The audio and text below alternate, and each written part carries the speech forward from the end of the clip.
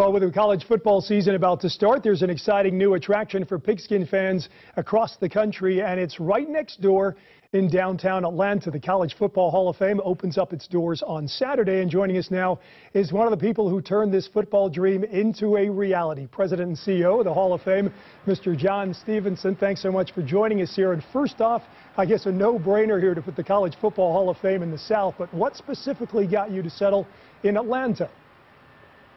Well, you know, the National Football Foundation, which started the Hall of Fame back in the 50s, they just wanted a bigger stage than they had in South Bend, I think. Atlanta's easy to get to for a lot of people, not just folks from Greenville, which is an easy drive, but really from about 80% of the population. We're only about a 2.5-hour flight. A lot of great college football fans around us in drive time, too.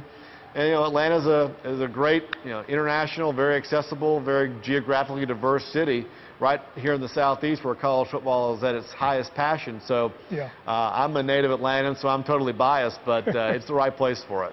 It is a great time of year with college football about to start here. What are some of the coolest exhibits that people will see when they visit the College Football Hall of Fame? Well, you know, one of the coolest exhibits is right behind me here, our helmet wall. This is in our lobby. And it is a 40-foot tall wall of every helmet of every school that plays college football around the whole country. So that's over 760 football helmets up there, and I would bet that you'd only recognize about 150 to 200 of them because those are the biggest schools in the country. So it really is a cool thing to see, you know, just how many schools play college football around the country. And this is also where you get to first engage with our building through your school for a personalized experience. Wow. In our lobby here, you check in with us.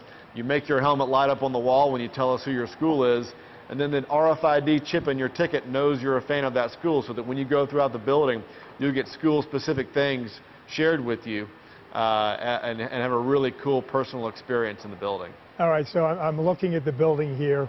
It looks amazing there, just the lobby as you're talking about with the helmets that are behind you right now. So what other attractions there are we going to see that you haven't already talked about?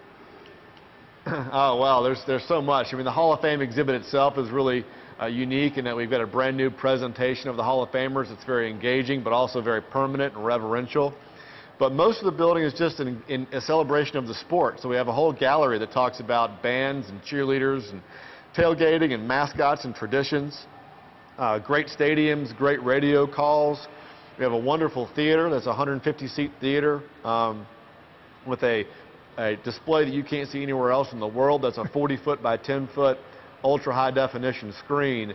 So you're seeing some really cutting-edge immersive imagery while you're being narrated to by Hall of Famers. So it's an attraction where literally every step of the way is something that you haven't seen before in a museum. All right, so what kind of crowd do you think you're going to see on the first day on Saturday? Well, we're already sold out for the first hour, I think, and quickly approaching the second. But we're going to have a big tailgate party out here in the front of the building on Saturday. Hopefully, a lot of your viewers will make a short drive down here and join us. But we're going to have the ESPN Game Day bus, a bunch of kids' activities.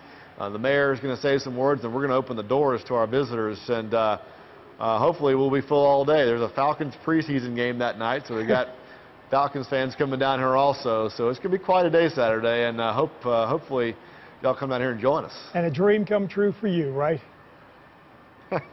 I tell you, it's a dream come true for a lot of people. There's been a lot of people work on this project for the last 4 years, and it's amazing to have been able to watch them do what they do, build this building, design these exhibits. Just really so impressive, everybody that's worked on this project. John, how much are tickets? Tickets are $19.99 for a full-priced adult. We go on down from there for kids and seniors, military. Kids under 3 are free.